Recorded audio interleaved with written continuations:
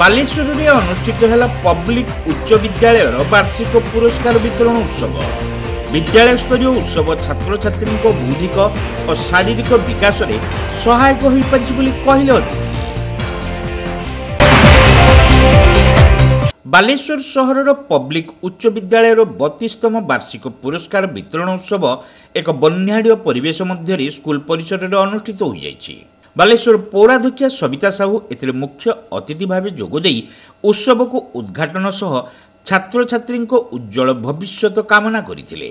सांप्रतिक शिक्षा नीति रे गुणात्मक शिक्षादान सहित पुरस्कार वितरण उत्सव आयोजन नहीं पदक्षेप बेस स्वागतयोग्य बोली से कहिथिले। यह द्वारा विभिन्न बौद्धिक और शारीरिक प्रतियोगिता प्रति छात्र छात्री मध्य आग्रह प्रकाश पाइब बोली पौराध्यक्षा श्रीमती साहू मत प्रकाश करथिले।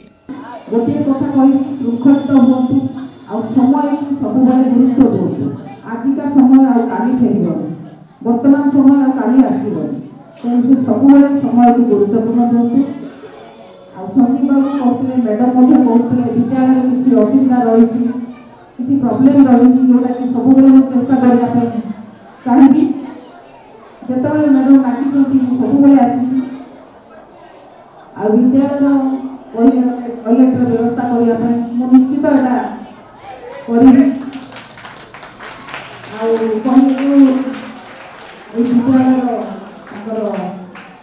पड़ियार पानी कटुनी सी मौलिक असुविधा कहीं म्यूनिसिपालिटी सब लोक सहित अच्छी पौरपालिका सब आप सहित अच्छी निश्चित भाव मौलिक असुविधा सहित निश्चित आगामी दिन चेष्टा करवा।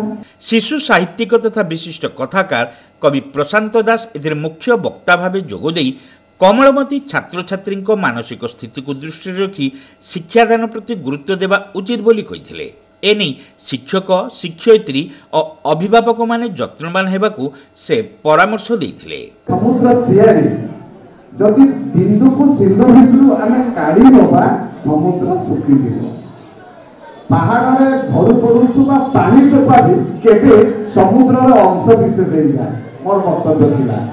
जिते उत्सव सरी पिलाटी मो पाखे पहुँचला आग लाइन में बस मरमरी करूला पार्टी करूला मुझे कहीं पार्टी कर पिलाटी 10वीं श्रेणी पढ़ुला कौन पिला कहला सार रामानुजन जड़े गणितज्ञ थे से चाहिए नुहे से शुणी स्वप्न देखुले आ सत स्वप्न देखुले शुणी शुणी मंदिर चट्टाण अंक कसुले आपण तीन प्रश्नर उत्तर देवे कि मंच बाहर कोलाहल करुवा शैशव कथा शुणुना कि अच्छी परा सर चलतु से देखिए मुझे बापा को कहली मुझे पिलार आखि को आलो पका लाइट पका मुझे आखि को लाइट पकईली से पिलाटी आखिरे लुह जगह पिला बड़ी मत लगेगा से विश्वास करी पिला माने जहाँ ग्रहण करती 100% ग्रहण करती से दुख हो कि सुख हो छलना हो कि धर्म अभिमान बापा हो कि माँ हो शिक्षक हो जो आम शिशु मान आगे को आसुचु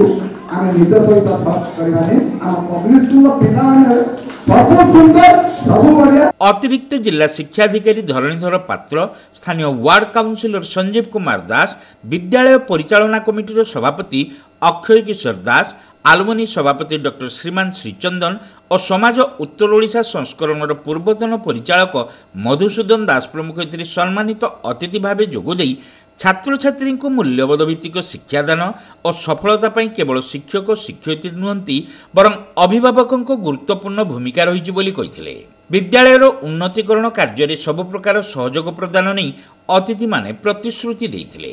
जहां ये स्कूल अनुष्ठान पाई मते आदेश आसीबो मो सदाबली स्कूल प्रति मोर कर्तव्य निष्ठा से पालन करी एवं मैं अनुरोध करी हमर सविता मैडम को विगत दिन मुक्ता योजना की प्रकल्प देथिले एवं आगु को हमर ए फील्ड रो उन्नतीकरण पाचेरी समस्या जो अछि ता सहित जो अराय योजना बाहर गुड़ी आम कैंपस भितर पड़ी तार संपूर्ण सफाई और दुकान उठी एथारे गोटे भल परिवेश एकदम स्कूल भितर रहू ताकि निवेदन करी दृष्टि आकर्षण करेंगे एवं आ गोटे मुख्य रही समस्या आम ड्रेन वर्षा दिनर ड्रेन में आम ग्राउंड भितर पानी जमी जाऊँगी तेणु यार निशासन अनुरोध करी एलबी एसोसिएशन तरफ जहाँ जिते सहयोग दरकार आम स्कूल सामने थिलु अच्छु रही स्कूल सर्वांगीन उन्नति आम जहाँ कार्य करूँ जी भाव में दुर्नीति भाया सहयोग कर धन्यवाद। विद्यालयर प्रधान शिक्षयित्री जयंतीमणि साहू कार्यक्रम में पौरोहित्य करथिले। एही अवसर में विभिन्न क्षेत्र में कृतित्व हासिल करिथिबा कृति छात्र छात्री को पुरस्कृत करा जायथिला। सभा पर छात्र छात्री द्वारा सांस्कृतिक कार्यक्रम परिवेशित होता।